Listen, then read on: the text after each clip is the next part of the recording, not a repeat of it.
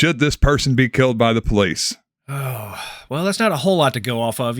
We're the cops here. We're not going off of a lot. We don't want a full understanding of the case.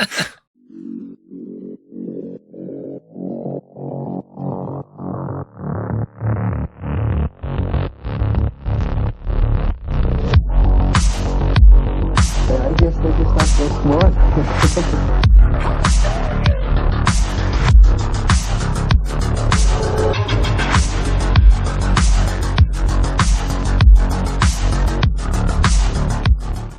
So Elon Musk bought Twitter. Yeah. What do you think about that? Have you been following this fiasco? I have. I think that the act speaks incredibly poorly for the state, our kind of culture and nation around, regardless of the fact of who it was that bought a controlling share of Twitter. Just the fact that we can have a billionaire step in like that and control. Unfortunately, I hate Twitter. It is kind of one of the biggest platforms for national discourse, and for somebody to just step in and make changes to it. I mean, even if they are, I don't know, even if the changes are fine and things I'm okay with, just the fact that it can happen is pretty scary. Even a good tyrant is still a tyrant. Is that what you're saying? That's what I'm saying. It almost calls into question this whole property rights thing. Like, I mean, what right does Elon Musk have to frickin' the public discourse? I mean, come on. I love all his suggestions. Have you seen all of his suggestions for what he wants to do to Twitter? No, I could only imagine, though. No, I heard about the story, and yeah, that was kind of it. And it was just first he did a poll who wants to add the edit feature because they've never had an edit feature. But he walked that back with this new suggestion, which is even more brilliant. He suggests that everyone who signs up for Twitter Blue, which apparently is a subscription service they've had forever and nobody knows about, $3 a month, you get the ability to edit your tweets, and you also get the check mark. The blue check mark. But with a caveat, it's not the same check mark as verified users. It's a different check mark than like celebrities like Elon Musk gets. So really, it's the check mark is just, I gave Elon Musk my money check mark is all that is. Well, I know back in the day, Twitter had issues with being profitable. I do not foresee that being an issue in the future. I know. Seems like, but then they're just going about it in the most, if that happens, it just seems like a very scummy way to monetize it. Just, hey, give us money and we'll say, I don't know. I mean, I guess they all do that. Subscription based is the thing. Yeah. Yeah. I mean, Reddit sells awards, right? Yeah. I've never given an award to anybody on Reddit. I love Reddit. I've never given an award. What's that? You get a free one, I think. I'm keeping it. For what? I'm keeping it. Nobody's giving like an NFT. Get your own awards. What, you want me to support your award habit? Go to work, communists. Yeah, it's just so crazy that he's using it for his own publicity, obviously. Yeah, of course. I think he made like $1 billion the day of the trade. The value of the interest in Twitter that he bought went up by that amount because people freaked out about it. He's a publicity whore and he's a celebrity whore and he does it very well. And he manages his image fantastically. Well, yeah, he has a lot of money to hire PR teams and monetize for that shit. It's not him doing it. Well, it is him doing it to a certain degree. I mean, there's other people with plenty of money and nobody has the kind of place in the public consciousness that Elon Musk has. Like there's no other Elon Musk. Jeff Bezos is not. Richard Branson. Do you imagine Warren Buffett on Twitter making, snide comments and jokes? Like it's just not going to fly like it does with Elon. He's particularly well at it. I think he just has a lot of free time, man. Oh, you mean he's not working overtime on the floor, sleeping on the Tesla floor, on a couch? It's not where he spends his days. At a chalkboard figuring out math problems like Joe Rogan would have us think. I would say he's like fucking whores, but I don't know. I've never seen him. Maybe he is married, right? I don't know. I don't have no idea what I'm talking about right now. I don't think marriage means anything if you're a billionaire. Yeah.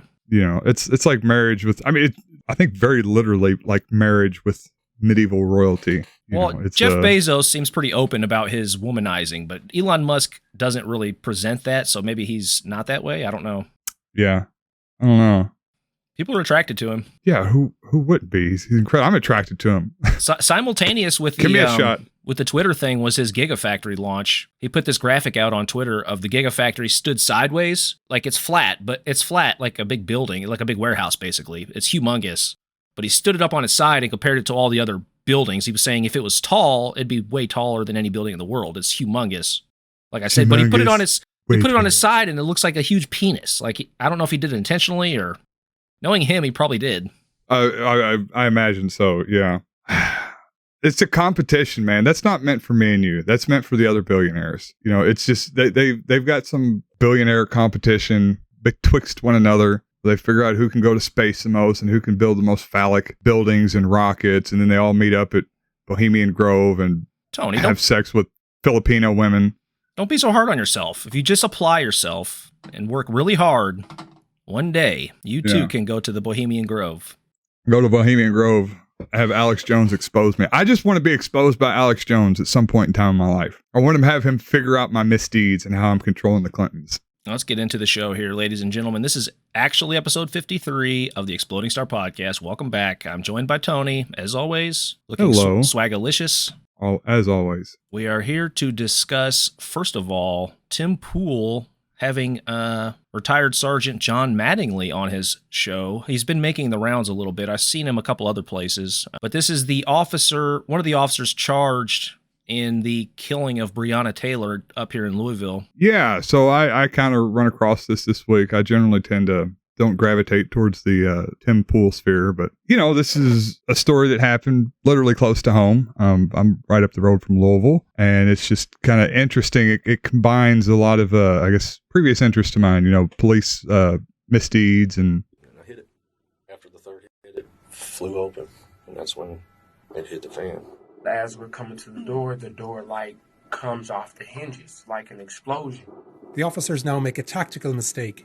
Mattingly steps into the doorway and puts himself in what police describe as the fatal funnel, a position vulnerable to gunfire. So this is him, Mattingly, here in the doorway. I could see down in the front. And there's the male and a female side by side, shoulder to shoulder, almost like they were together. The apartment is lit only by the breezeway light that's coming from behind Mattingly and the faint glare of the TV in Taylor's bedroom. You can't see anybody, though. It was dark. There was no lights. Thinking it's an intruder, Walker aims low, shoots once, and hits Mattingly in the thigh. I feel like I aimed down, because I don't need to kill anybody, so I just let off one shot. Mattingly immediately returns fire. I got 4 rounds off, and it was like boom, boom, boom, boom, boom. Then all of a sudden there's a whole lot of shots. Mattingly fires 2 more rounds when he falls and takes cover. Almost at the same time, Cosgrove moves in and fires, stepping on Mattingly in the process. He has now also put himself in the fatal funnel, and although he's shooting, he appears to have no idea what's happening. I see blinding, vivid white light and blackness at the same time. I don't hear any gunfire at all, ever. And I did not have any pain sensation or any recollection that I'm firing. He continues shooting blindly until he runs out of ammunition. Sounds like a professional. 16 well rounds. trained. Well trained. If I didn't fire a gun, I'd be like, okay, I believe you. In response to Walker's shot, Mattingly and Cosgrove together fire 4 shots into a chair, cupboards, and a stove in the kitchen. 2 bullets go into the ceiling and pass through the living room in the apartment above, where the man, his 2-year-old daughter, and babysitter waited. 3 more shots go into the living room wall to the right. And the officers fire 13 rounds down the hallway where Taylor and Walker stood. Taylor is shot 6 times on both sides of her body, in the abdomen and chest, her arm and leg, and twice in her foot. In all, these 2 officers fired 22 rounds in less than a minute. 22 rounds from those 2 officers alone. And of course, the rest of the officers peppered the place as well. Yeah, I don't know. It's kind of a crazy story. I kind of thought it was odd. This guy's out here selling a book. He's, I guess, appealing to apparently the Tim Pool audience. So I'll just do an aside on the Tim Pool audience real quick. I read through the comments of this and watched some other Tim Pool videos and read some of the comments on those. There is not a bigger group of dullards on the internet than Tim Pool fans. You've got a group of bootlickers that have convinced themselves that they're anti-authoritarian. You know, these brains as smooth as cue balls. These are the cognitive capacity of... They're Tim Pool fans. Yeah, they got the cognitive capacity of like a rich wine and Xanax mom, like from Orange County, that just brain does not function correctly. Having said that, put that aside, Tim he asked some interesting questions and gave a little bit of pushback in this particular interview that I appreciate it. I don't know. He kind of seems to take the Joe Rogan line of interviewing where he doesn't really push back too hard. He's just trying to have a conversation with the guy, which I appreciate if that's what he's trying to do. I haven't seen too many of his interviews. I follow him on Twitter, so I already know all this stuff that you're saying. Yeah, he's not the brightest bulb in the pack, but he does seem like just basically a contrarian. Like, if you say something, he's going to disagree just on principle. Yeah. He's a weird, I've been putting a lot of thought into this. The Tim Pool types. Yeah.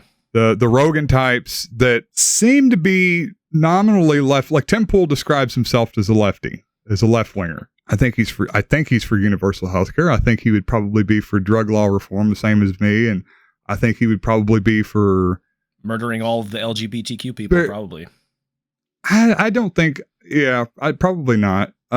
Maybe, I don't know. I really don't know. Follow his Twitter. Okay, I'll take your word for it. But a lot of the issues, I imagine there'd be a lot of overlap with, or at least that's my understanding. But there's certainly like with Rogan, but they seem to have been, their brains been kind of usurped by the right-wing cultural propaganda machine, where they might think about issues from a left-wing perspective, but they're convinced of the right-wing, the conservative culture war propaganda, I guess. I don't know. It's a weird place to be.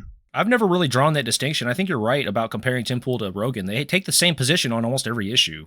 Yeah. Tim Pool's a little slower than Rogan, but I think they respond to what their audience likes. And there's a bunch of psychos out there that hate brown people and all these other culture war issues, or don't want to do the research or don't understand the science, things like that. I think they're just responding to the likes and the retweets. Could be. I don't know. I mean, obviously it's certainly a cynical view of it. It doesn't mean it's wrong though. Your cynical view of the world very well may be correct, James. I've always considered Tim Pool more down to earth and less of a grifter than a lot of other people in that space, but I could be wrong about that. He could just be outsmarting me. Hell, I don't know. Yeah. Like I said, I haven't watched too much of him. Did watch this. I just wanted to comment specifically on his fans. So if you're a Tim Pool fan, read a book, man. Sit down, read Carl Sagan, learn about, critical thought. Well, just try to work some stuff out. Read both sides of the argument before coming down on a position. Well, I think the problem is that having read a lot of the comments, they feel like they have heard both sides of the argument. And I guess that's just where I would disagree. They're taking a very unnuanced view of things, but we'll get into that as we go. Okay. It's a no-knock, but once it did not fit the parameters of a no-knock, we didn't serve it as a no-knock. We did the thing we're supposed to do. We corrected it and didn't do it. So the only reason it was written as a no-knock is because Jamarcus Glover's history. He had 5 felony pending cases for guns and drugs. He had ran from the police. And these were active cases, not including the ones he had already been charged with and pled guilty to previously for Mississippi and Louisville. And so once they realized they had a ping on his phone and a tracker on his car, they knew he would not be on Springfield. So they said, we're not doing that one as a no-knock because it didn't justify being a no-knock. He wasn't there. And they said, we think it's only Breonna Taylor at the house. We don't think there's any kids, no dogs, nobody else there with her. Okay, cool. They've been watching this house for a while, so I had assumed that their intelligence was good on the house, that it was just going to be Breonna Taylor. They said, she's a heavy-set black female. Give her time to come to the door. Give her more time than usual. Because normally it's about 10 seconds. You're banging on the door, police search warrant. If you don't hear anything, then you go ahead and hit it.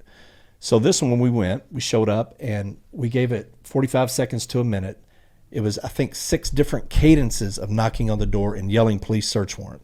The first 2 were just regular knocks, hoping she would just come to the door, be quiet, the neighbors wouldn't know. Yeah, so start this off. Gun and drug charges does not mean violent. This guy throughout, he's going to continue to try to frame this narrative in a certain way that's, frankly, it's completely irrelevant to the justification for them going there and for all this happening in the first place. But for people that are, I guess, have an intimate familiarity with the workings of the judicial system, like you or I may have, this sounds like a lot more than what it really is. I've had gun and drug charges multiple times. I imagine you have too.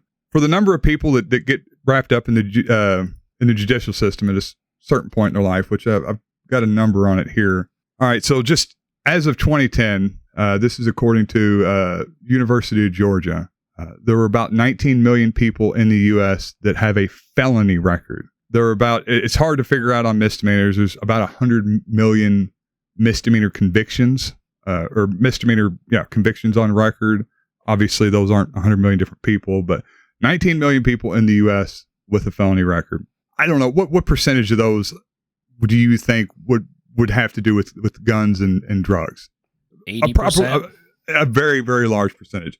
So the point I'm trying to get at, and this I just kind of want to set the base for this, guns and drugs does not mean violence. There are literally tens of millions of people in the U.S. that have had guns and drugs charges. There are not tens of millions of violent criminals walking around. These are mostly just people that have a gun, like most people, and have drugs, also like most people. Now, correct me if I'm wrong here, but if you get a drug charge and you have your gun, even if it's legally registered to you and you have all the permits, they still charge you with a So that was my case. You can be a legal gun owner, have your gun in your possession, or not even in your possession, get caught with some weed or coke or whatever it is, and that's a drug charge. So this is what happened in my case. I had no charges preventing me from owning firearms, and this is the framing that the cops use in scenarios like this, and this is going to kind of come up over and over again in this whole segment. They're framing things in a certain way to make them appear to look different than they are to people that don't understand how these things work. In my case, I got caught growing weed. I had some pot plants in my backyard. Cops come in. They get my grandfather's shotgun. That's the only gun that I had in my house. My grandfather's shotgun. It had a hand-carved pistol grip. They took it, charged me with gun charges, jacked up my other drug charges because I had a gun. And then also in framing, they go in and they described it as a sawed-off style shotgun. Now, sawed-off shotgun has a legal meaning. It's a barrel less than 18 inches, and this barrel was over 18 inches, but it's about the framing. You call it that. You make it appear that way. It doesn't really have any legal distinction behind it, no legal language, but people like Tim Pool's dullard audience, this framing is going to be important. Sounds scary. Yeah, it does. It sounds very scary. So in this case, he starts off by saying they weren't able to get a no-knock warrant, but then he says they went back with his cell phone data, and the judge gave him a no-knock warrant. They were able to ping his cell phone. I guess with how did they ping his cell phone? They had to get a warrant for that, right? Yeah. No. Okay. So there was the subject of the investigation, who was Breonna Taylor's ex-boyfriend. They had a warrant. He had some charges against him. They had apparently done their due diligence and actually got a warrant for this guy. They'd been pinging his cell phone.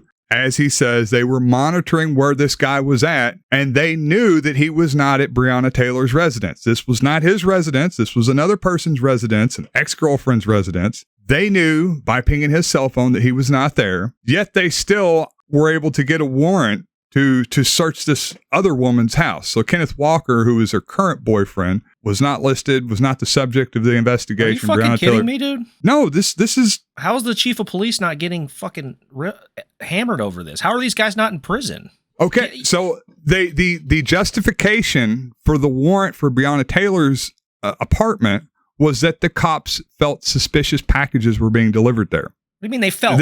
Cops feel their feelings are not relevant. So that's what I would say. Your feelings are not relevant.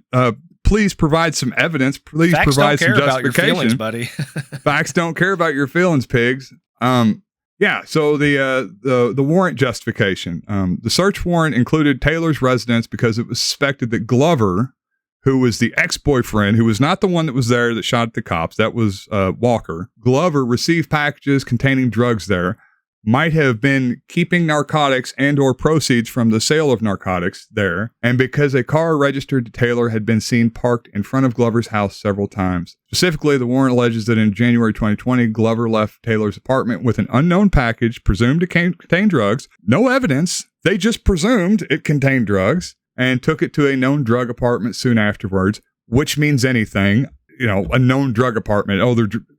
This is such vague, so scandalous. It's just this incredibly vague and vacuous language that is used to frame this issue a certain way for people that don't understand how this shit works. The judge who signed that warrant should resign in disgrace. That's horrible, dude. So the warrant states that this event was verified, in quotes, through a U.S. postal inspector, end quote, in May 2020. The U.S. postal inspector in Louisville publicly announced that the collaboration with law enforcement had never actually occurred. Oh my God, dude! They lied about the post office cop. They lied about him. The postal office said it was actually asked by a different agency to monitor package going to. So this is also incidentally, I found this out during my reading about this. The Louisville post office will not respond to LMPD requests anymore for some reason. I don't know why. So when LMPD is trying to get information, they have to go through, I believe it was, in this case, they used the Shively Police Department. And they have to use them as a go-between because the Louisville post office will not talk to the LMPD anymore. Anyways, the postal office said it was actually asked by a different agency, this was the Shively, to monitor packages going to Taylor's apartment, but after doing so, it concluded, quote, there's no packages of interest going there. Yeah, so this public revelation put the investigation, especially the warrant, into question and resulted in an internal investigation. So, yeah, another big problem with this case, we're just talking about it.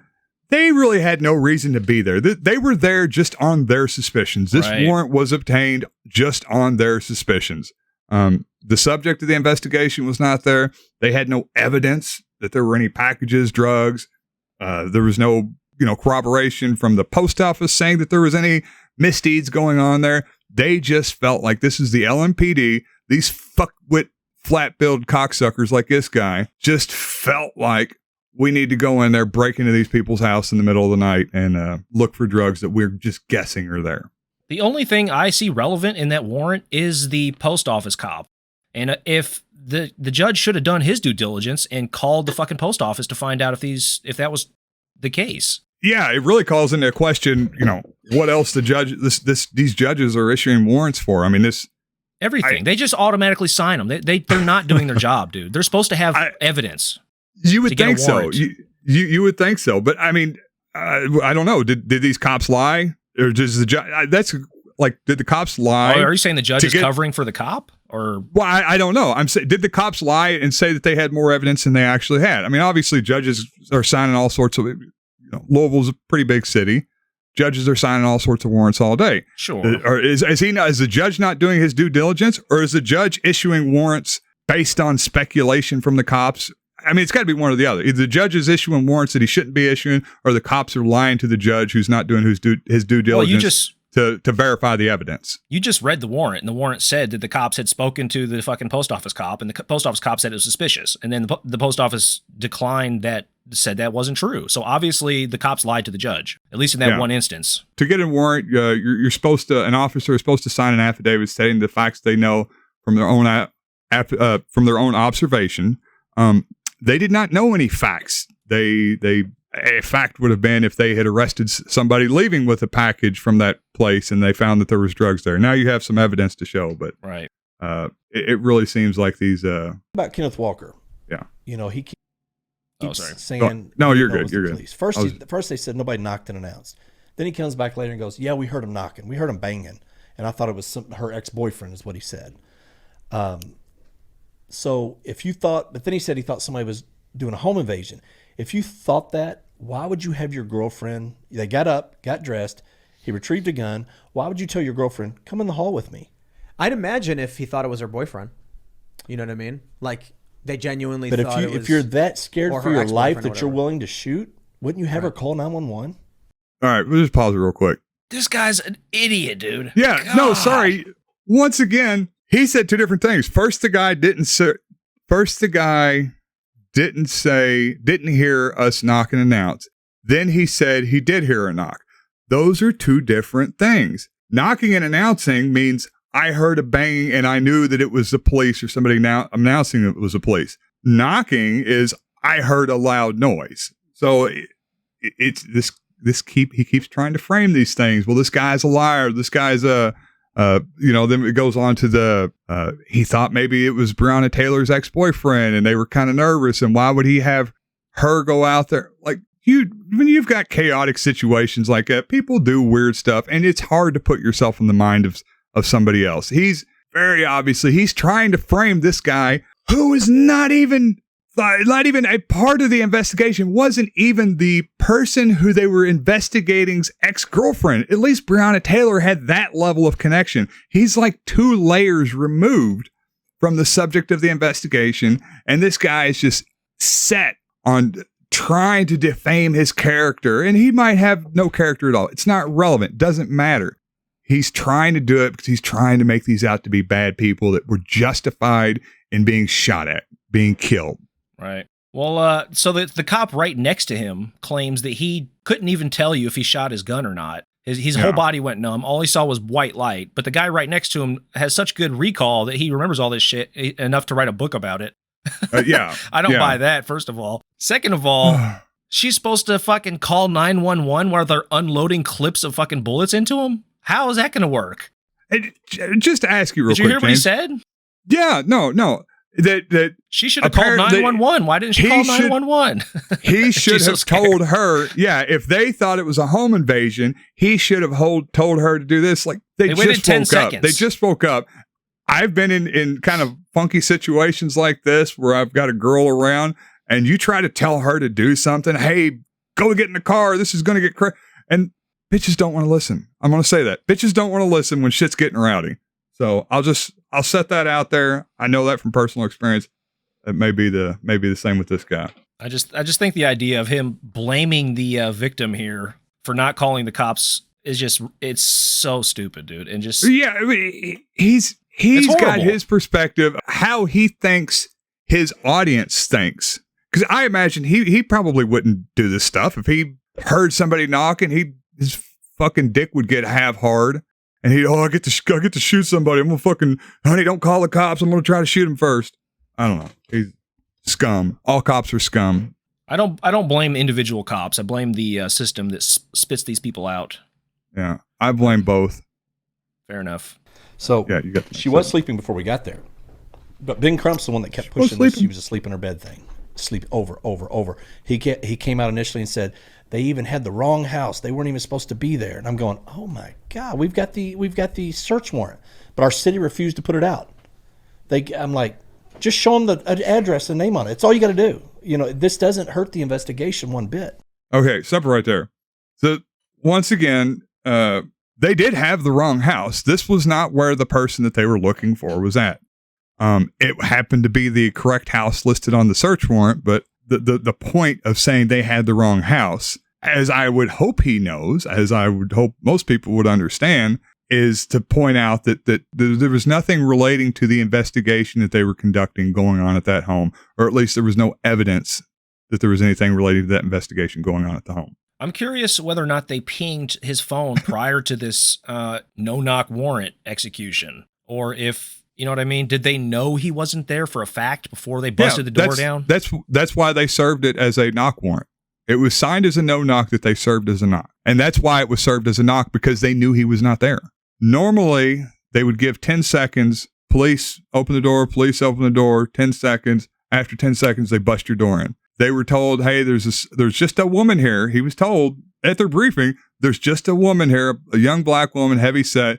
Give her a little bit extra time. So he says that they gave her about 45 seconds before they broke her door in and started shooting at her. Apparently they This do. is way crazier than I thought it was, dude. I knew this was crazy because when it happened, but this is even way worse. This is horrible. Everybody involved in this should have been prosecuted, including the fucking judge, dude. Unbelievable. And could you imagine? All right, so you and I know we know the inner workings a little bit of the judicial system. Could you imagine how everyone in the comments is listening to this stuff and thinking like, oh man, I'm so enlightened. This is just incredible. This is amazing. This is information that I didn't have before. We'll go through some of the comments later. They're just incredible. I understand we're reading through YouTube comments and they're the worst. And they're just relative to themselves though, so we can get an idea of what Tim Pool fans have to say about it. Oh, how many views? This has 500,000 views, so that's probably a lot for his channel, I imagine. I've been fighting. I mean, I think my visceral hatred for the police is pretty well known. I've just been preparing myself and fighting this whole time just to keep from breaking down into like cussing and yelling and just spitting and anger. Anyways. You mentioned before that they were gentrifying the area. Yes. Something was going on with that. What was that about? So down on Elliott, which is where Glover was at, where SWAT did the no-knocks. For years, they had been buying up these properties. What they would do is they would go in and they would condemn them, buy them from the homeowners for $1 a piece. And so the city had taken the majority of that block. In 2000, I believe it was 18, they had the University of Kentucky's engineering department or architectural department draw up plans for this new vitalized area. And it looked nice. And you do want areas like that to be revitalized, but you've got to do it the right way. You can't just go in and bully people out of their houses and basically steal it as the government. I don't agree with that. Which is what you're doing. So what they did was they sent a map out through their email, and it had the houses they already had marked off, and it showed the houses they needed to still get. So in January, they started this new unit up called PBI, Place-Based Investigations. They got it from Cincinnati. And what this was supposed to do is go after your most violent or your most troublesome areas to clean up those neighborhoods. Because even in these poor neighborhoods, 80% of the people are great people. They really are. Yeah. They're just stuck in an area that they can't get out of. The dirty areas with all the violent people. Yeah. We got to clean them up, Tony. Yeah. So this kind of speaks to some, I guess, some institutional forces at work. I did not know about this. It's kind of interesting that he, as a tool of these private interests wanting to revitalize these areas, which it's true. I mean, I guess, you get rid of the low cost housing and you put in expensive cost housing because you make more profit off of it. You don't raise the median income of the people living there. You just get those people out and bring in people with a higher income and charge them exorbitant prices for their housing. They can go live on the fucking streets, at least till we put a ban on living on the fucking streets. Like the governor of, or the attempted governor of California is doing. If you saw his interview on Rogan. Yes. Oh boy. Yeah. Yeah. Just a couple other things that kind of got mentioned. He talked about it a little in one of the clips we showed with the Benjamin Crump, I believe, who was the attorney for Breonna Taylor's family. And he feels like between this Benjamin Crump and some other members of the Louisville city government, there was kind of a conspiracy to throw the cops under the bus and to stoke racial hatred, stoke the kind of animus against the police. I guess the city government wanted there to be protests and riots. The defense attorney for these officers, is that what you're talking about? I'm talking about the defense attorney. No, the defense attorney for, or the attorney handling Breonna Taylor's family's case was the one going out there. They shot her in her sleep. She was sleeping in her bed, which is true. She was sleeping in her bed. She got woke up and after a few seconds was killed. But he is complaining. The point I wanted to make about this is he complains about these other people for doing the exact same things that he's doing.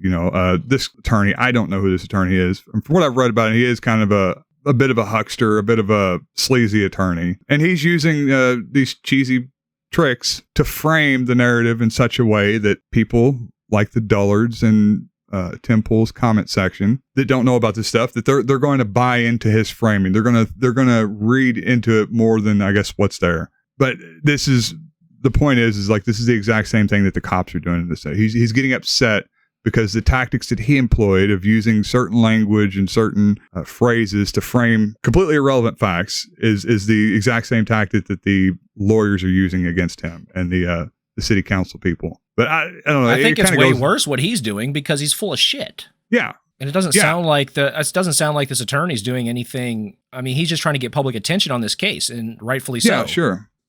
Yeah, I don't know. There's just all these weird connections being made. People point out the scumminess of certain Black Lives Matters members or Black Lives Matters as an organization. These are just bad arguments. I mean, I don't. Black Lives Matter seems to be kind of a bit of a scummy organization, or at least a bit of a gray organization, having some weird corporate connections and doing some shakedown racket stuff like that. That has no bearing on the point of the people were protesting that started the Black Lives Matter movement. Like those are two separate things, and people should be able to kind of add the nuance in their head to say, this organization is different than the message behind the organization. So it looks like the Taylor family got $12 million from the city, but they sued? Doesn't look like they've sued any of the actual officers involved. I hope this fucking cop gets his ass nailed to the wall. Hope they take every bit of these fucking book revenue. Whatever family these people, Breonna Taylor has. And also the boyfriend, he got shot. He's going to have to pay some bills. You know, he'll be probably disabled. They take these guys for everything, dude. Oh, I would love to see that happen. Reading up on this, apparently, he shot at the cops, was held in jail for, I think it was like 3 months. Before he finally got let out, they dropped the charges against him. And this was confirmed by the prosecutor in Louisville, one of the plea agreements, not the one that he ended up signing, but one of the plea agreements that they had presented to him had a provision in there that he would state that he was a member, that he was receiving or a member of the crime syndicate that the other boyfriend was involved in order to get off from having shot at the cops. So golly, they were really trying to make some connection, because that's the fact of the matter is there was no connection between, or no evidence to show a connection. I mean, I guess there was a connection. It's her ex-boyfriend. He went there and left from there at certain points in time, but there's no evidence to show that anything was going on there that certainly warranted a warrant. That's all I wanted to say. I hope these guys get sued. I mean, $12 million, that's not shit, dude. This could have been a $100 million lawsuit easily. People whose ignorance or cognitive dissonance regarding police interactions and living in poor areas is just as pronounced as the average 60-year-old housewife. Hatred of the police is real and justified. This entire interview was this officer eliciting the same behavior that he's upset that Attorney Crump was doing. Dishonest framing to appeal to the majority of the population that's unfamiliar with these kinds of situations. Yeah, it's irrelevant whether or not Breonna was sleeping. In the same way, it's irrelevant that you think being involved in drugs makes you a bad girl or guy. This is a childish level of othering. We taxpayers do not pay police to dispense justice. Someone previously or actively involved in criminal activity is not dealt with by police. Your job is to serve the courts and take people out of active danger. This was not the case here. I don't think the cop is lying. I think he's woefully ignorant. I think the way the engagement played out was fine. I've got no problem with 22 shots going off. I have a problem with the fact that they were even there in the first place. I'm upset that the engagement occurred at all, and that cops like this try to justify it by whining about how the person they killed, was involved in illicit activity. Yeah, so we've talked about this earlier. How many people in the U.S. have pending or past felony charges? How many people in the U.S. are currently or previously active in the drug trade? How many people just fucking know or are close to someone that is active in the drug trade in any respect? Now, we've got justification for cops rounding up and shooting literally tens of millions of people. So, think about it. You ever bought a pill? You ever had a friend in college that sold you some blow? Your older brother ever get some Molly from his friends to go to a concert? Is that not enough? At what point does it become enough? There's this idea that drug dealers are, I know what it is, what they're saying. It's an occupation. It's an occupation that black guys in the inner city do. It's so broad. These same arguments can be used against just millions of people. And I don't think people are looking at it from that perspective.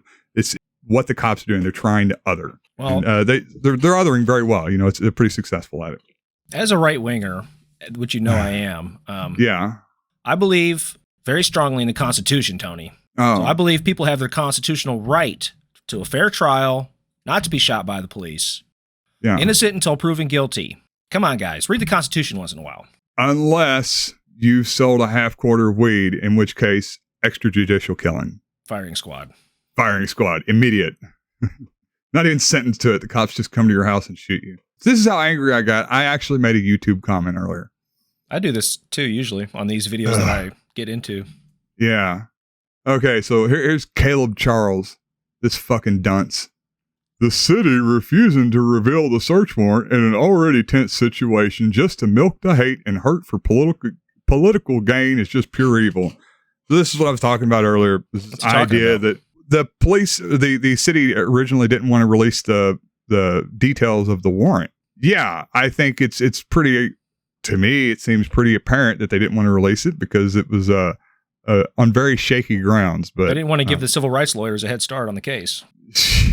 Yeah, but no, this was it was just to milk the hate and hurt for political gain, according to this fellow, Lucas L. There was more actual factual based news about this entire case in this 20-minute episode than the entire media presented prior to this. Awesome for you, but very sad for the media. Wow, Tim Pool is doing better than the news people. That's pretty good. Yeah. I'm impressed. Yeah, good for you, Tim. I get all my news about police killings from the officer who killed the person. Oh, here we go. JV, this fucking mongoloid. Imagine getting shot by someone who's a known felon and then being told, you're the bad guy. Our society is fucked. Oh, he got a felony death sentence. You're right. Hey, death sentence. Yeah, you have no frankly, rights. You can't defend yourself. You are a felon, which means you are the most vile, despicable, and unworthy of any sort of good graces of the law. I think the sentencing guidelines in the United States are way too lenient. We need to start implementing more death sentences. Any felony, death sentence. No, see, your problem is that you're talking about sentences. See, I have a problem with the whole idea of taking these people to court to get sentenced in the first place. I just want the cops to be killing them. See, that's like, yeah. See, small government, right? We need to reduce the small size government. We'll get rid of the courts. The cops will do whatever they feel like they need to do at that point in time. Didn't they have a movie like that? Judge Dredd? Yeah. Blows the guy up. I'm judge, jury, and executioner. Yeah, this is fucking with his flat bill. Death. Goofy ass flat bill. Look at your fucking hat's too big, man.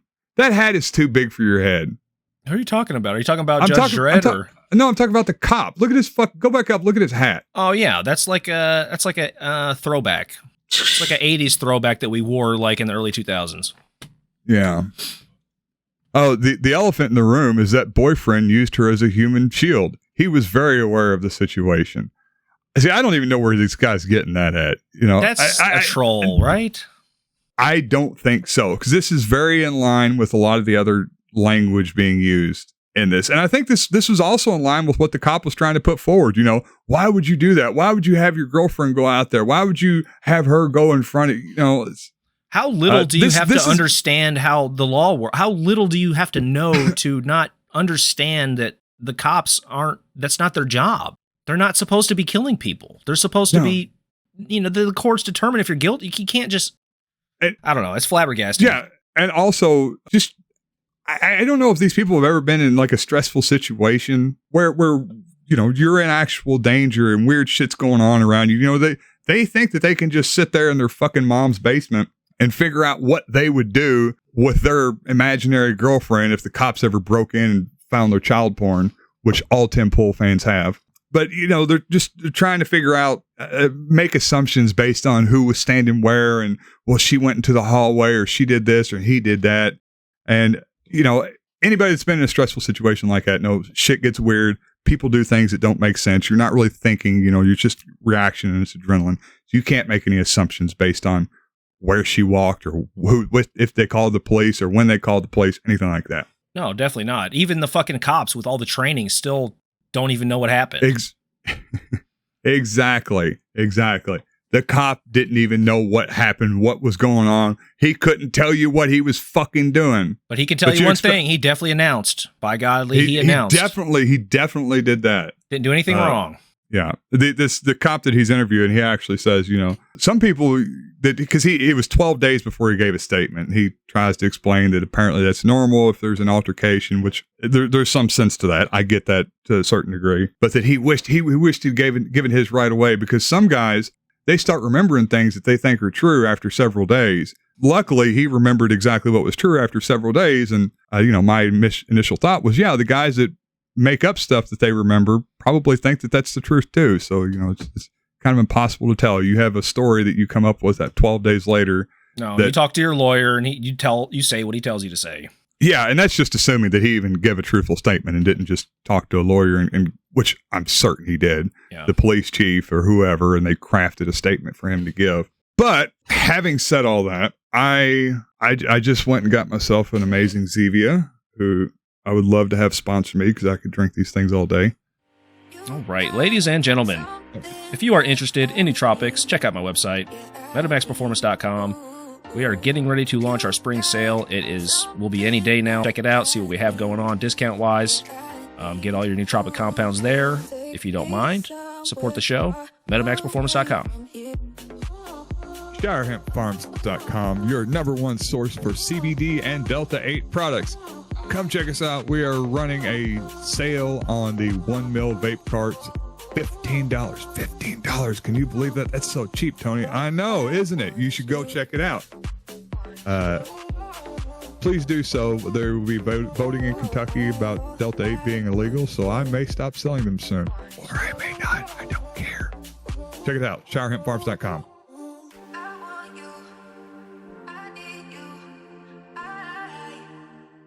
I haven't gotten an amazing Zevia. I've kind of changed my mind, and I like the idea of cops killing people. So, James, would you like to play?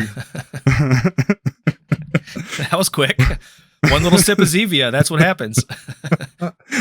I love extrajudicial killings. So, in this game, I am gonna. What I need you to help me figure out. I've got a list of people. I'm not gonna give you the names because I don't want that to influence your decision. You might like some of these people. You might hate some of these people. I'm not sure. I'm going to give you a list of their misdeeds, whether they be crimes they were convicted of, crimes they were charged with, or just general pertinent character flaws that I think would aid in your wise discernment of whether the cops should break in their house and shoot them while they sleep. Well, thank you for giving me this power. I've always wanted this power. I feel like I have the best judgment of anyone. I will use it very fairly. That's why I wanted to ask you. All right, so we're going to start with the first.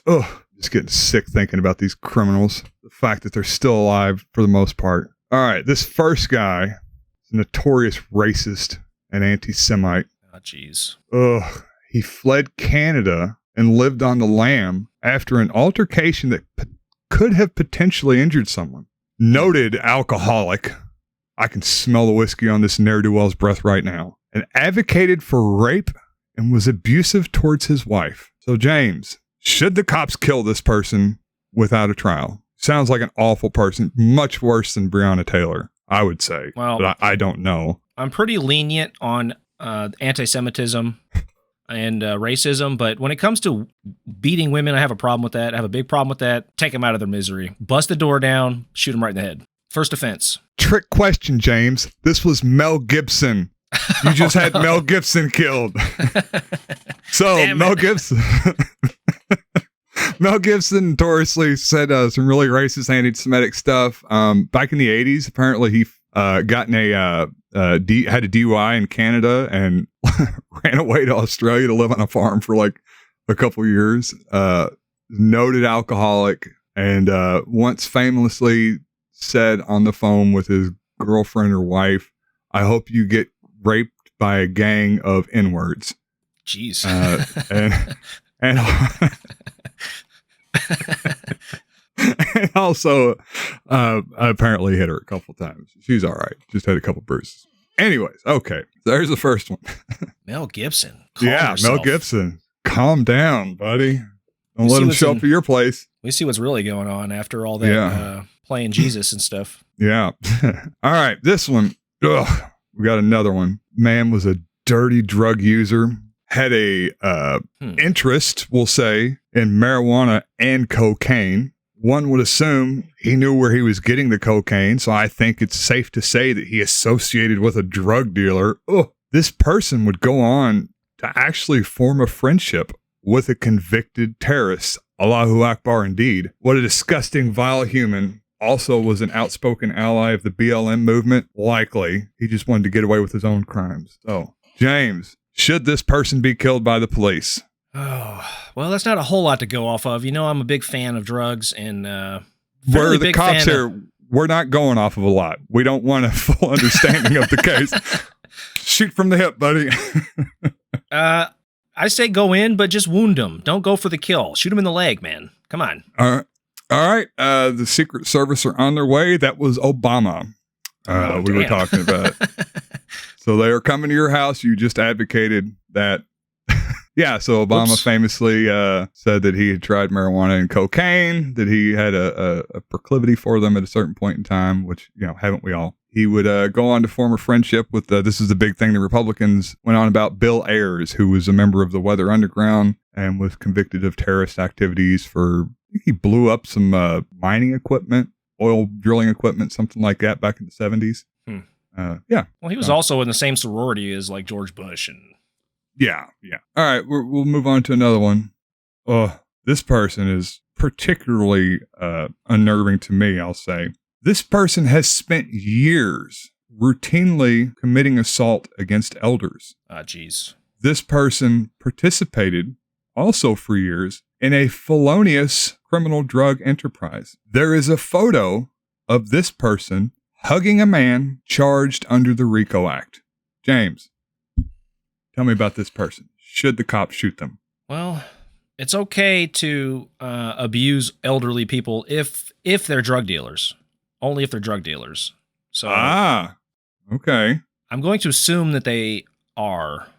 And RICO Act. Hugging a RICO Act, huh? Take them out. Yeah, that's federal charges, dude. RICO Act is federal charge. Yeah, you have to take them out. Okay. So this is my daughter. Oh, jeez. Sorry. The assaults she commits are mostly against me. She likes to beat me up. When she was younger, I would have her go out and water my pot plants with me. So that's the felonious criminal drug enterprise. Oh my gosh, Tony. The children. What about the children? I know it. She's messed up to this day because she helped me water those plants. And the photo was her giving my dad a hug. My dad was charged, never convicted under the RICO Act back in like the early 80s. Still pretty egregious. I'm okay with that, with your sentence. I'll let her know what we've decided. All right. This next one produced enormous quantities of alcohol without a license. We got some moonshiner here. Might as well be strangling babies. Famously assaulted multiple people in a place of worship, no less. Many of this corrupt gang leader's followers would eventually be killed by authorities. Sounds like this guy's a heap of trouble. James, what should we do with him? This case is open and shut. As a police officer of the law, my duty is to serve and uphold the will of the people. Sounds like this person is a menace to society. Take him out? Take him out. Give him the old Breonna Taylor? Yeah. Inside of house of worship. Yeah. God is going to judge you. God is going to judge you. Jesus. So produced enormous quantities of alcohol, water and wine, assaulted people. So he beat up the money changers and cast them out of the temple. That was assaulting multiple people in a place of worship. And then, of course, he, along with many of his followers, would eventually be killed by the authorities. All right. I've got one more. Finish this little game up. This person, oh my goodness, grew up a juvenile delinquent, rotten from the start, spent decades smuggling contraband and illicit substances, ran from the authorities on numerous occasions and would brag about his ability to do so. Once shot a man in a bar. James, what should we do with this guy? I can't abide by the drug smuggling. You know, that's really a bridge too far. Disgusting. The damage it does to the fabric of society.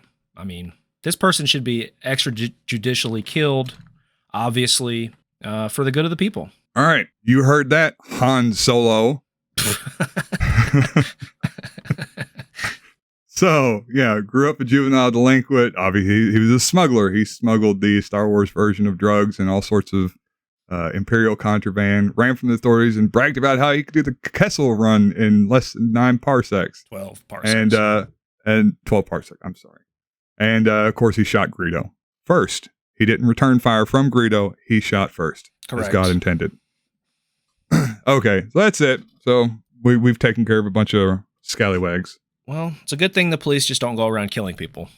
It is, isn't it? Wouldn't that be a crazy world? All right.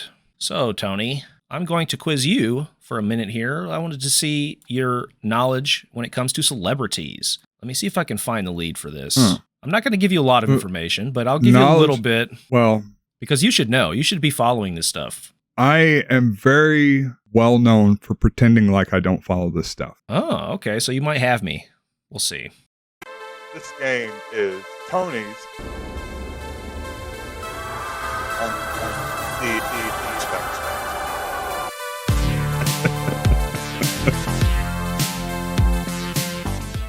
You know where that's from? No, I don't. From Lawnmower Man, the Stephen King adaptation. Well, it's not him. It's Jesus Christ. very loosely based on the book. What about those graphics? That was good for back then, man. Yeah, it's scary that was good at some point in time. I mean, everything was good at a certain point in time. That is true. That's very true. All right. What the hell are we doing here? Okay. All right. First up on the list, I want you to classify these people. Where do you think they are on the political spectrum? So left or right, or you can get more specific if you want to or no. But first up on the list, Jane Fonda. And I will open each one of these with a little clip here, if I may. This is where I first was introduced to Jane Fonda. Flat back, straight legs, bounce, bounce, bounce. Classic here. Jane Fonda's workout video. Bounce, bounce, and pull down. 2, 3, 4. Not hard to understand why this was extremely popular at the time. 8 and swing. This used to appeal to us before the internet. It's still pretty appealing. I don't know, man. 4, 5. It's actually a good workout if you go through the whole thing. There's some good yoga in here and some good sort of like old people cardio. Yeah. But she's really limber.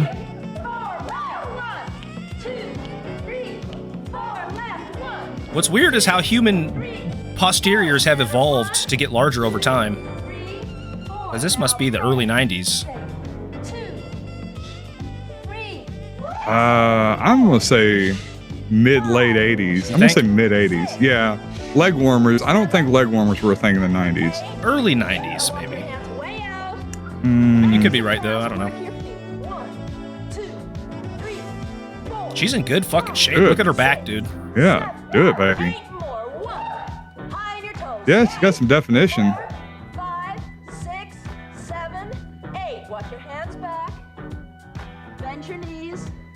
Rest them against You're on the green over to the left. Out the inner thigh and bounce. Doing the wrong thing. There's Jane Fonda enjoying herself. Get it, honey. Feeling herself there. Jane Fonda, where is she at on the spectrum? Do I have to base my guess on what I know about Jane Fonda or just her working out? On what you know about Jane Fonda. I want to based on how she works out, I think she's definitely a lefty. Most Republicans are, I don't know. There's that's a whole different thing. I was going to go into the distinction between out of shape and in shape Republicans. The in shape ones are generally all military. The out of shape ones are all the ones that wish they were in the military. Interesting. Well, women can't, in Republican circles, women can't be in the military, right? As God intended, yes. Okay. All right. So Jane Fonda, I've got to put her on the spectrum. I know some things about Jane Fonda. I'm going to Slumdog Millionaire you here. Did you ever see that movie? No, I haven't. I think I should, though. He knows the answers to the questions. Not to say that I know the answer, but I do. He knows the answer, but he makes all these like weird connections from things that happened in the past, and that's how he knows what the answer is. Okay. So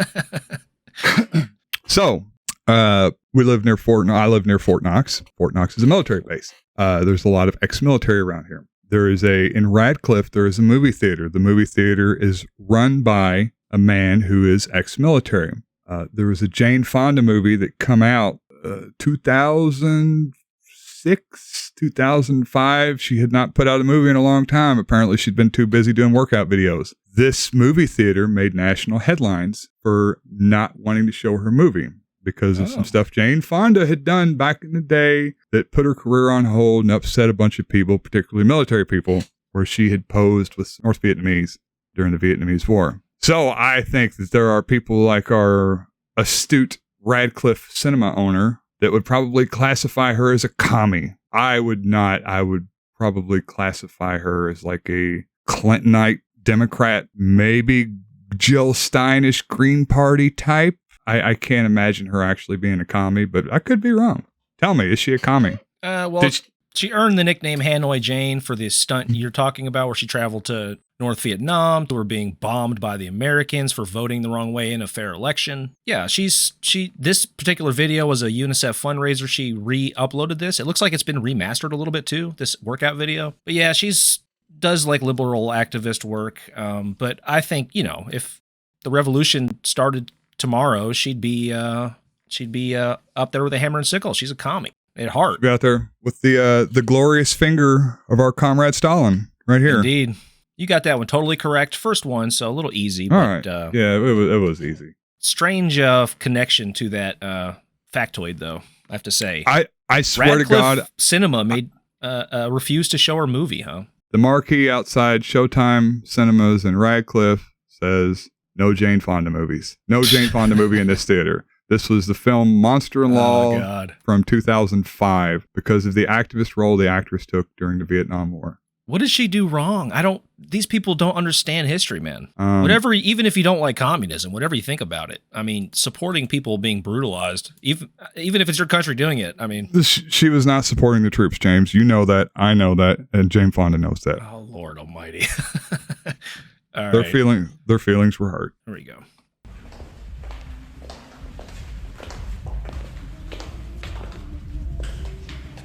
Nice outfit. What can I do for you? I'm not falling for this cutie pie act of yours. You're not some innocent little sophomore. I'm onto you.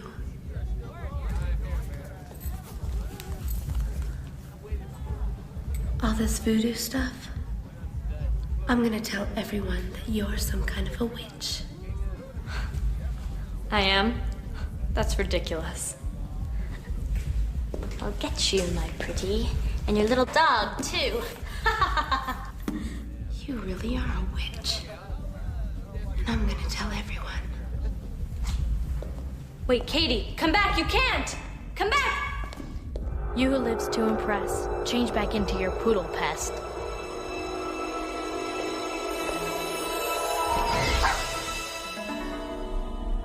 All right. This, of course, is Melissa Joan Hart, Sabrina the Teenage Witch. This is a little bit harder, maybe. We'll see. Melissa Joan Hart, where's she at on the spectrum? I never watched Sabrina. How about Mean Girls she was in? Oh, gosh, what else she's been in? I don't know. I know she was popular back in the early and mid-90s. She made the news for some controversy with her political beliefs, which is why she's on the list here. Okay, well, I'll tell you what I'm going off of right now. First off, she was very pretty. She's blonde with blue eyes. Am I right there? Actually, I know she's blonde. It's hard to tell if she's naturally blonde, but she's there, yeah. Yeah, okay. Very pretty. I'm guessing hasn't aged super well. I think Miss American heartthrob like this, and of course she also made a lot of money back in the 90s, probably got those conservatives in her ear at a certain point. And I imagine that they corrupted her. They wanted somebody like her. You know, she was going to be the next Chuck Norris, the next big Republican star. Sarah Palin. Melissa Joan Hart. She's also suspiciously similar to Marjorie Taylor Greene. Three names. Three names.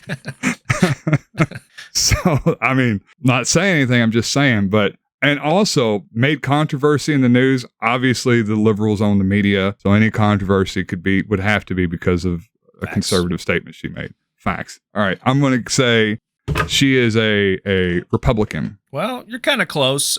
She's fairly reserved online. She doesn't talk about politics a whole lot these days, but she has previously endorsed Bob Dole, Mitt Romney, and most vigorously, she supported Gary Johnson. She joined his campaign in 2016. Not sure how much you know about Gary Johnson, but I would love to watch this clip and get your reaction to Gary Johnson here. Quite a figure. He was on Rogan, I believe. That doesn't surprise me. Yeah. This is a Guardian interview. Yeah, that's Gary Johnson. But that was a point that you could argue. You could argue why marijuana should be legalized. You can't argue your tax policy, apparently. Huh. First of all, don't worry about the taxes. Don't worry about that. I'm trying to legalize marijuana. Just be happy with that. Yeah. Second of all, he is... Don't you want some weed? Weed, man. Second of all, he's obviously murdered somebody. He has anger issues, man. Did you see how quickly he changed? Oh, yeah. He's got that kind some of bodies. He's got that little bit of a vacant look in his eyes, too. Like, you know, he's always a little bit somewhere else. He's back there in the woods that night when his girlfriend just got too mouthy with him. Well, just the speed at which his demeanor changed from like normal interview to like restraining from hitting this guy. Just that anger switch. Oh, if I was that guy, I definitely would have felt a little. I think it was threatening. That was a threatening demeanor. You know, like, kind of stiffened up and got a little bit closer, and the veins popping out. Yeah, I know that look. All right. So you were close on that one. She's a libertarian. Okay. What's a Joan Hart? Next up. We want the truth. You want the truth? You can't handle the truth. No truth handler, you. Bah, I deride your truth-handling abilities. Will you get to the point? Yes, only I could have executed such a masterpiece of electoral fraud. And I have the records to prove it. Here, just look at these. Each one a work of Machiavellian art. But why? Because you need me, Springfield. You need me on that wall. You want me on that wall. This, of course, is Kelsey Grammer, Fraser himself, doing the voice of, the hell's his name? Sideshow Bob. Sideshow Bob. Here. Yeah. Where is Kelsey Grammer on the spectrum? Kelsey Grammer. I know this is Fraser, obviously. I'll give you a little bit of help here. He grew up, he came from a working class background. He did many years as a waiter in a restaurant. He talks about it in interviews. Okay, so he's got the proletariat bona fides down pat. Got the background, all that. Like I said, no, he was Fraser. He plays the kind of upper class, snooty. Was Fraser, but I barely remember that show. I know he was also on 30 Rock. On 30 Rock, he played Fraser, but he was also a secret spy. Didn't watch that one. Probably. Oh, it was fantastic. Was it? One of the best sitcoms. Frasier was good. I never watched Frasier. I watched Frasier, but I didn't really ever get into it.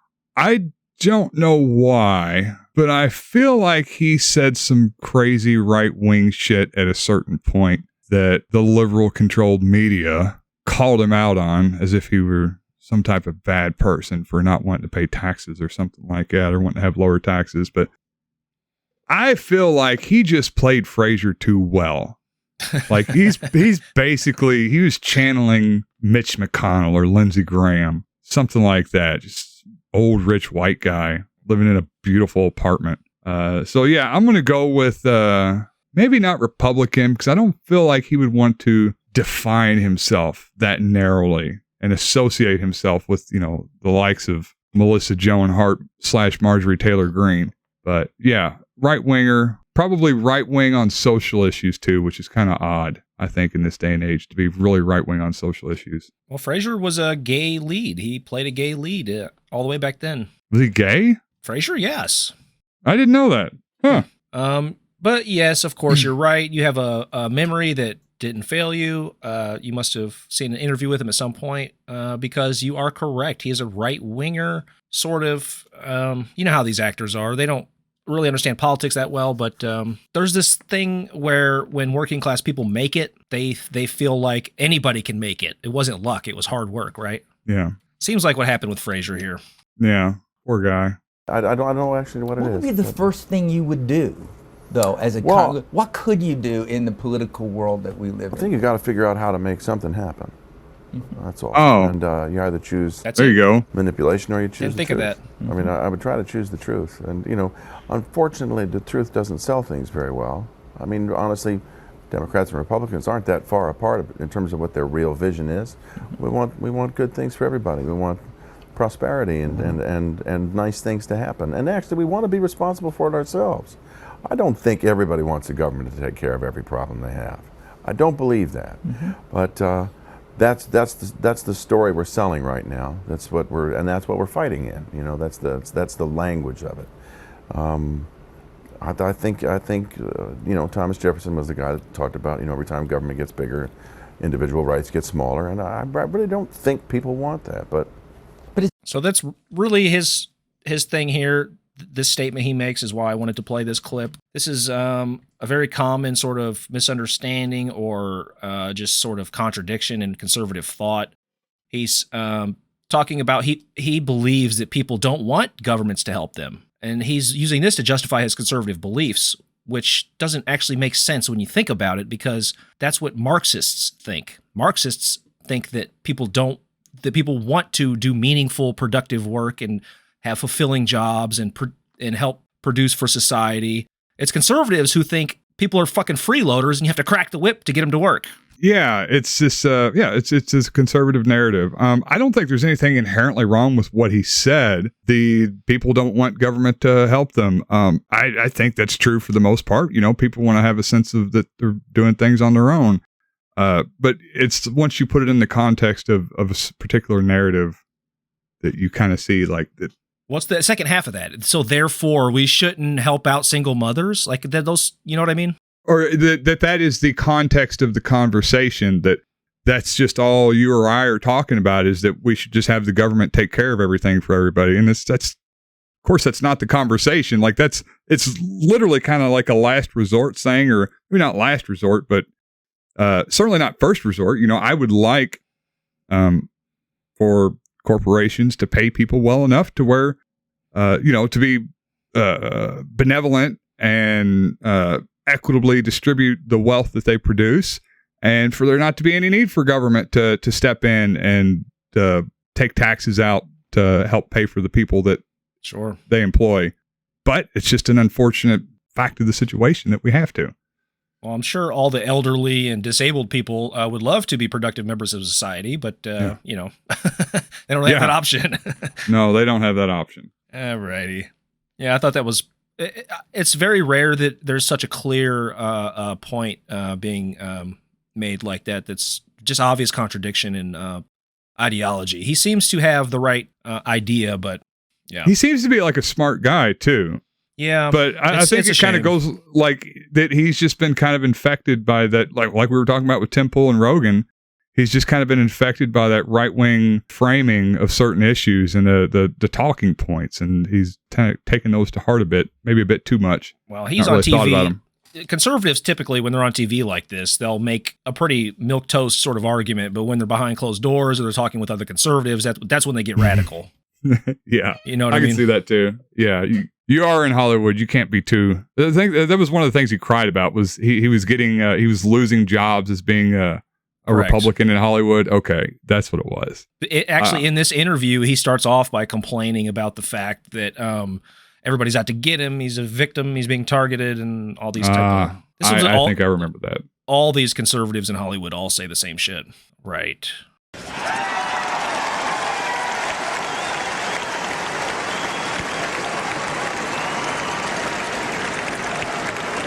Thank you on behalf of all our fans across America, and thank you for recognizing the passion and the potential power of those fans. He sounds like Obama. Who will no doubt help he does, don't he? The next president of the United States. Holy shit, he does. If you smell what The Rock is cooking.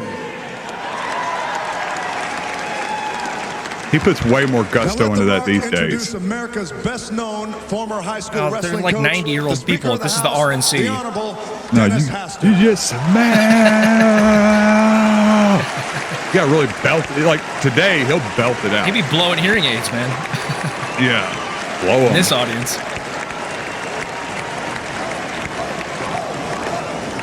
All right, so this lovely gentleman, ex-Speaker of the House, Dennis Haster, under George W. Bush, he was ex-Speaker of the House. Served 13 months in 2016 for charges relating to, according to the federal judge who was presiding over the case, quote, being a serial child molester. Yeah. Well, judge not lest ye be judged, James. I don't know if that's applicable in this particular. If I do some shit like that, I should be judged. Cops can come kill me for that one. Fuck. Yeah, no kidding. If ever there was a time for the extrajudicial killing. When you're a serial, I mean, 1 or 2 kids, all right, we'll let you slide a little bit. But when you get to the serial child molester, golly. He looks the part too. Where is The Rock on the spectrum? Oh man, I am surprised. Well, I don't know. This was 2000, so that's a long time ago. He did the RNC and the DNC, so just he did both of them. Yeah. I don't know. So I'm going to put on my Republican, my QAnon cap right now to diagnose this situation. The Rock is popular. Oh yeah. I'm going to put on my Kelsey Grammer hat. He's very popular. A lot of people like him. He gets all sorts of good movies in Hollywood. He's had a very long-lasting career. This could only happen if he was a Democrat that works for the cultural Marxists. Good thinking. So, because obviously a Republican that eschews the control of the cultural Marxists would be kicked out. Cultural Marxists. Would be kicked out of Hollywood and would not be given roles in the Jungle Book. It's such a contradiction in terms because culturalism has nothing to do with Marxism. It's like completely opposed. It's so contradictory. But yeah, I'm going to say he's I think The Rock is, I feel like he's mostly, he maintains an image of being apolitical, but he's probably like pretty, I guess what you would commonly call a centrist milquetoast Democrat. That's like pretty accurate. Your reasoning is definitely sound in terms of how you got to your conclusion. The conclusion's a little wrong. He's basically just an opportunist. He's postures himself to be a politician. He's actually mentioned many times that he wants to run for president. He was definitely more conservative earlier on, but he took a pretty strong position during BLM in support of the BLM protests, surprisingly. Or maybe not surprisingly. I don't know. It's pretty popular. It was polled pretty popular in the beginning across the country. BLM did. Yeah. Where is our leader? Where are you? Where is our leader at this time? At this time when our country is down on its knees, begging, pleading. I was at Mar-a-Lago playing golf. Could you imagine the level of self-importance that these fucking actors have?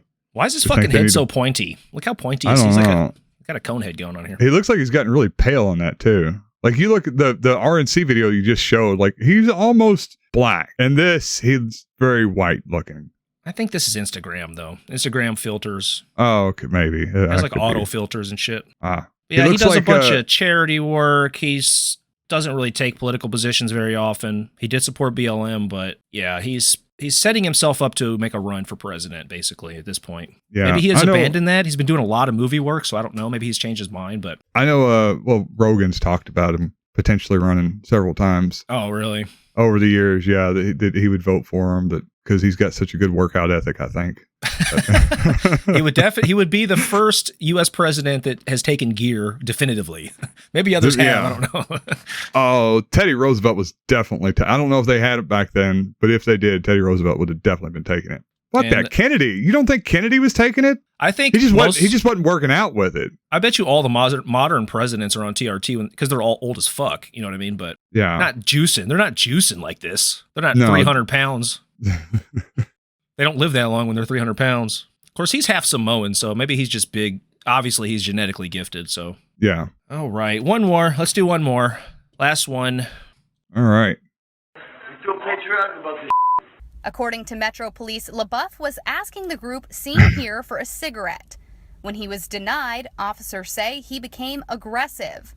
When the officer tried to detain him in City Market, Labeouf takes off. But it doesn't take long for officers to track Labeouf down at the Andaz Hotel. There, Labeouf continues to berate officers. What, sir? Let's go. Yo, you really got these cuffs on me heavy, bro. I'll fix it. With profanity-laced... Yeah, that's what happens to normal people, Shia. Came up to you asking for a cigarette, you Cops just throw them in cuffs and push them around. They don't give a fuck. The rant continues all the way to the Chatham County Detention Center, where multiple officers are needed to restrain Labeouf as he...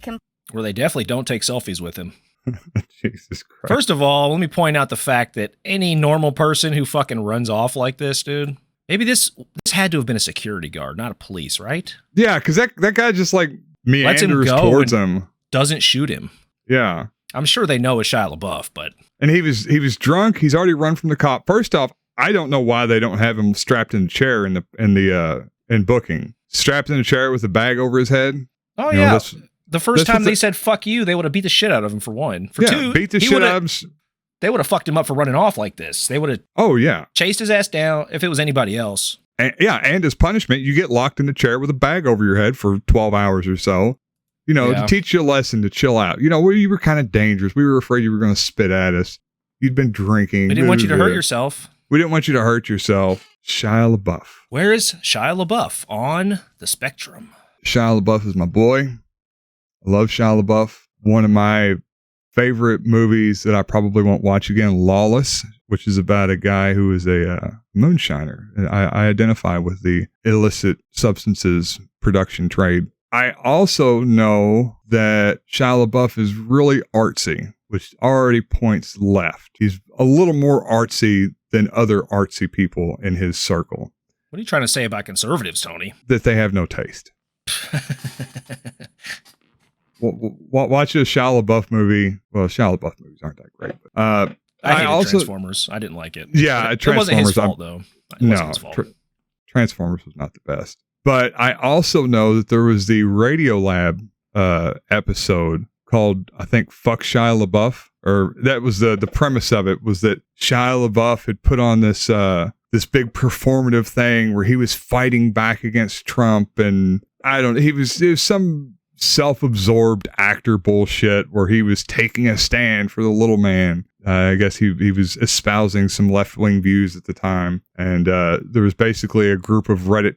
He put a flag somewhere of an American flag with Shia LaBeouf puts an American flag with a camera on it somewhere, and Reddit gets together in all of its, or maybe it's 4chan gets together in all of its glory. Let me play the clips. Okay. Before you get too far into it. All right, yeah.